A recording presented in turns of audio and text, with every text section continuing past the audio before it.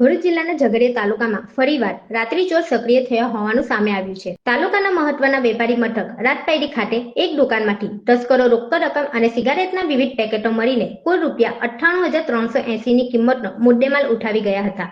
મળતી વિગતો મુજબ રાજપૈડી નગરના 4 રસ્તા નજીક પિયુષ જનરલ સ્ટોર નામની દુકાન આવેલી છે.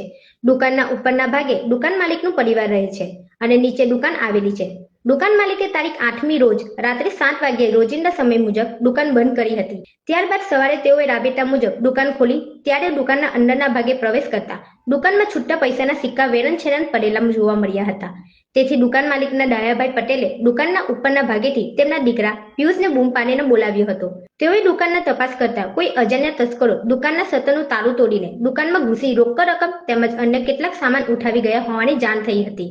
તસ્કરો દુકાનમાં પ્રવેશીને દુકાનના ગલ્લામાં મૂકેલી ₹10, 20 અને 50ના મૂલ્યની ચલણી નોટો અને પરચુરણના સિક્કા મળીને કુલ ₹30,000 રોકડા, ચાંદીના 2 ગ્રામના સિક્કા નંગ 20 તેમજ સિગારેટ અને તમાકુની વિવિધ જાતના પેકેટો મળીને કુલ ₹98,380નો મુદ્દેમાલ ઉઠાવી ગયા હતા.